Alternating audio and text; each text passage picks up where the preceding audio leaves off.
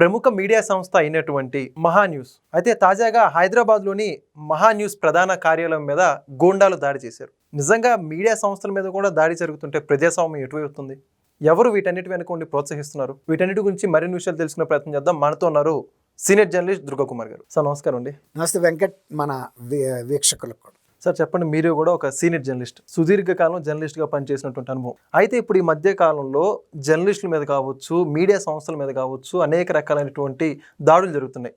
ఇప్పటికిప్పుడు తాజాగా చూసుకుంటే మహా న్యూస్ ప్రధాన కార్యాలయం మీదే పెద్ద పెద్ద రాళ్లతో నిజంగా అనేక మంది మూకుమ్మడిగా వెళ్ళి మరి అనేక అక్కడ ఫర్నిచర్ ధ్వంసం చేశారు, అక్కడ వ్యక్తుల మీద దాడికి తెగబడ్డారు. ఇంత ప్రజాస్వామ్యంలో కూడా, ఇంత అడ్వాన్స్డ్ టెక్నాలజీ నడుస్తున్నటువంటి ఈ రోజుల్లో కూడా ఎందుకని ఈ విధంగా మీడియా సంస్థల మీద దాడి జరుగుతుంది? ఎవరు ప్రోత్సహిస్తున్నారంటారు? ఒకటి వెంకట్ గారు, ఇక్కడ కొన్ని విషయాలు వాస్తవాలు మాట్లాడుకోవాలి. మీరు అడిగారు, మీకు చాలా సుదీర్ఘకాలం అనుభవం ఉంది, మీరు ఎట్లా చూస్తున్నారని. మీడియాల మీద దాడి జరగటం వాళ్ళు ఏం కొత్త కాదు, చాలా కాలం నుంచి కూడా జరుగుతుంది. ఈవెన్ ఈనాడు కార్యాలయాన్ని పూర్తిగా ధ్వంసం చేసి ప్రచురణలు ఆగిపోయి మళ్ళీ పునర్నిర్మాణం చేసుకునేటంత దాడులు కూడా మేము చూసాం 81 ఆ ప్రాంతాల్లో. అప్పుడు కాంగ్రెస్ పార్టీ వాళ్ళు చేశారు. అది వెంకటస్వామి వాళ్ళ ఇంటి పక్కనే ఉండేది ఉదయం ఈనాడు కార్యాలయం. అప్పుడు ఇక్కడ నుంచి ప్రచురణలు ఆగిపోతే విజయవాడ నుంచి ముద్రించి తెప్పించిన సందర్భాలు కూడా మేము చూసాం. ఇవి చాలాసార్లు జరిగినాయి. అయితే ఏంటంటే ఇప్పుడు ఇక్కడ జరిగింది బీఆర్ఎస్ లాంటి ఒక ఉద్యమ పార్టీ వాళ్ళు చేయటం అనేది కొంచెం ఆశ్చర్యంగా అనిపిస్తుంది. వీళ్ళు ఒక ప్రజల నుంచి, ప్రజల ఆశీస్సులతో, ప్రజల ఆదరణతో, ప్రజల దీంతో వచ్చింది. అలాంటి పార్టీ కూడా ఇలాంటి దాడులకి తలపట్టడం అనేది కొద్దిగా అందరికీ కూడా విస్మయం కలిగించింది. ఓకే, అనేక దాడులు చేసిన చరిత్ర కూడా ఉన్నట్టుందండి.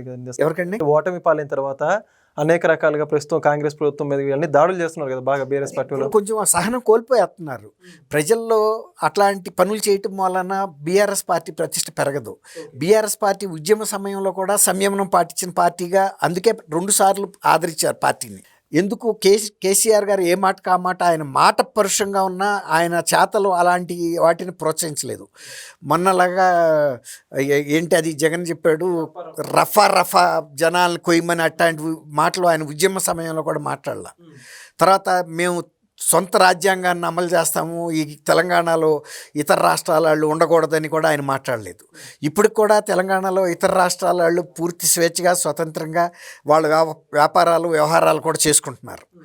ఇందులో ఉత్తర భారతదేశీయులు మరీ ఎక్కువగా ఉన్నారు. అట్లాగే ఆంధ్ర, కర్ణాటక, తమిళనాడు వాళ్ళు కూడా ఎక్కువ మంది ఉన్నారు, ఒక్కో ప్రాంతంలో ఒక్కొక్క వాళ్ళు. అంటే బీఆర్ఎస్ పార్టీ టీఆర్ఎస్ నుంచి బీఆర్ఎస్గా మారిన తర్వాత దాని స్వభావంలోనూ నైజంలోనూ మార్పు వస్తుందేమో అనిపిస్తుంది. వాళ్ళు టీఆర్ఎస్గా ఉన్నంత కాలమే బాధ్యతగా ఉన్నారు, ప్రజల పట్ల ఒక బాధ్యతాయుతంగా వ్యవహరించారు. వాళ్ళు మేము ప్రజలకి జవాబుదారీగా ఉంటాము అన్నట్టుగా వ్యవహరించారు. బీఆర్ఎస్ పార్టీగా వెళ్ళి మేము జాతీయ స్థాయి ప్రభుత్వాన్ని నెలకొల్పుతామని అనుకున్న తర్వాత వాళ్ళ ప్రాంతీయ అభిమానాన్ని కోల్పోయారు, ప్రజల్లోనూ కోల్పోయారు. వాళ్ళు ప్రాంతీయత, మనం ఈ ప్రాంతానికి రుణపడి ఉన్నాము, ఈ ప్రాంతానికి మన సేవలు అందించాలి అనే కొంత ఆ అంకిత భావాన్ని కూడా కోల్పోయారేమో అనిపిస్తుంది. ఇప్పుడు ప్రజాస్వామ్యంలో 4వ స్తంభంగా పేర్కొనే పత్రికా స్వేచ్ఛ మీద దాడి అంటే ప్రజాస్వామ్యం మీద, ప్రజల మీద దాడిగానే భావించాలి. రెండోది ఏంటంటే ఫోన్ ట్యాపింగ్ మీద అనేక రకాలైన కథాంశాలు వస్తున్నాయి. అందులో ఇప్పుడు దాని మీద సిట్ విచారణ చేస్తున్న సందర్భంలో అనేక అంశాలు బయటకు వస్తున్న వాటిని అభిప్రాయాల్లో చర్చల రూపంలో కానీ, వార్తల రూపంలో కానీ ఇస్తున్నారు. అది కొంతమంది వ్యక్తుల మనోభావాలు దెబ్బతీస్తే దాన్ని ఖండించవచ్చు, లేకపోతే టోకెన్గా నిరసన తెలియజేయచ్చు, శాంతియుతంగా రూపంలో చేయొచ్చు. లేదు, Press Trust of India, press కౌన్సిల్కి కానీ ఫిర్యాదు చేయొచ్చు. లేదంటే సివిల్ క్రిమినల్ చర్యలు పరువు నష్టం రూపంలో వేసుకోవచ్చు, క్రిమినల్గా కూడా వేయచ్చు. మా ప్రతిష్టను దెబ్బతీసే విధంగా ఉంది క్రిమినల్గానని. అంతేగాని ఇవి దాడి చేయటంలో కూడా ఇంత కర్కశమైన దాడి, ఆ సంస్థ మూతపడాలన్నంత తీవ్రతగా దాడి చేయటం అంటే అది కొంతమంది ఉపాధి మీద దెబ్బ కొట్టే అవకాశం కూడా ఉంది. ఆ సంస్థలు ఇవాళ రేపు పత్రికా ప్రసార మాధ్యమాలు వాళ్ళ ఉనికిని కాపాడుకోవటమే కష్టంగా ఉంది. అలాంటప్పుడు ఇంత తీవ్రమైన నష్టాలు జరిగితే సంస్థలో అంటే వాటి పరికరాల మీద, లేకపోతే సిస్టమ్స్ మీద, ఓబీ వ్యాన్ల మీద, అన్నిటి మీద చేశారు. ఉద్యోగుల్ని భయభ్రాంతులు చేశారు. అది కొంచెం నాకు ఆశ్చర్యంగా అనిపించింది. అంటే బీఆర్ఎస్ వాళ్ళు ఇలా ఎందుకు ఇట్లా చేస్తున్నారు అని. ఇప్పుడు బీఆర్ఎస్కి రాజకీయ భవిష్యత్తు దీంతోనే అయిపోయిందని అనుకోవటానికి వీల్లేదు.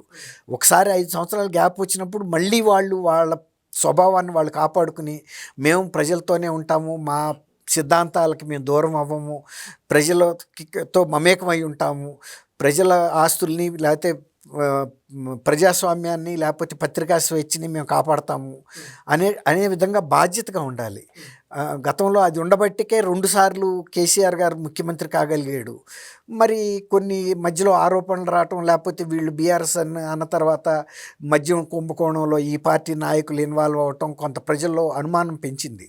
అంటే బీఆర్ఎస్ గతంలో లాగా తెలంగాణ ప్రజల పట్ల ఒక అంకిత భావంతో సేవాభావంతో లేదు అనే ఒక గ్యాప్, కమ్యూనికేషన్ గ్యాప్ ఇద్దరి మధ్య కొంత వ్యత్యాసం పెరిగింది. అది పూడ్చుకోవడానికి ప్రయత్నించాలి కానీ పెంచుకునే ప్రయత్నం అయితే చేయకూడదు. ఇలాంటి వాటి మూలన వాళ్ళ పార్టీకి ప్రజల్లో ఆదరణ తగ్గుతుంది, పార్టీ పట్ల అనుమానాలు పెరుగుతాయి, గౌరవం తగ్గుతుంది. అది కాపాడుకోవాలి.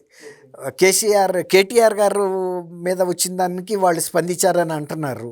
మరి కేటీఆర్ గారు కూడా దాన్ని ఖండించాలి. అంతకుముందు చంద్రబాబు నాయుడు గారు అరెస్ట్ అప్పుడు ఇక్కడ నిరసన ప్రదర్శనలు మౌనంగా చేస్తే కూడా మీరు ఇక్కడ ఎందుకు చేస్తున్నారని అడిగిన మనిషి ఇవాళ ఆ వార్తల మీద వెళ్ళి దాడులు చేయటం ఆ పార్టీ కూడా చేయకూడదు కదా.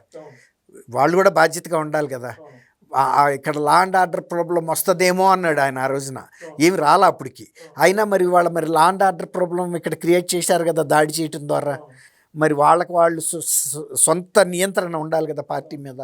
ఎవరు చేశారో వాళ్ళే ప్రభుత్వాన్ని కూడా కోరాలి. ఎవరైనా సరే, మా పార్టీ కార్యకర్తలైనా సరే మీరు వాళ్ళ మీద కఠినమైన చర్యలు తీసుకోమని చెప్తే ఇకనైనా కూడా వాళ్ళ పార్టీ కార్యకర్తలు ఇటువంటి దాడులు చేయటానికి ఆలోచిస్తారు. మొన్న ఆంధ్రప్రదేశ్లో తెలుగుదేశం కార్యకర్త ఒక ఆయన భారతీరెడ్డి మీద కొన్ని వ్యాఖ్యలు చేస్తే సొంత కార్యకర్త అయినా అరెస్ట్ చేసి చట్టపరమైన చర్యలు తీసుకున్నారు కదా. మరి అట్లాగే వీళ్ళు కూడా ఈ ప్రభుత్వాన్ని అడగాలి. వాళ్ళు ఎవరన్నా కానీ మీరైతే చర్యలు తీసుకోమంటే కనీసం కొంతలో కొంత నష్ట నివారణ చేసుకోవచ్చు పార్టీకి, ప్రజల్లో కొంతలో కొంత గౌరవాన్ని. అంతేగాని మౌనం అర్ధంగీకారం అని వాళ్ళు కనుక దీని మీద స్పందించకపోతే దీని వెనకాల పార్టీ హస్తం ఉందనేసి అనుకోవాల్సి వస్తుంది. బీఆర్ఎస్ పార్టీ కూడా వాళ్ళ నాయకుల ఆశీస్సులు ఉన్నాయని అనుమానాలు అయితే వస్తాయి. ఓకే, ఖచ్చితంగా చూద్దాం సార్ ఈ యొక్క దాడి ఎటువైపు మలుపు తిరుగుతుందో. Thank you Venkat. మన వీక్షకులు, please subscribe to Leo News for more videos.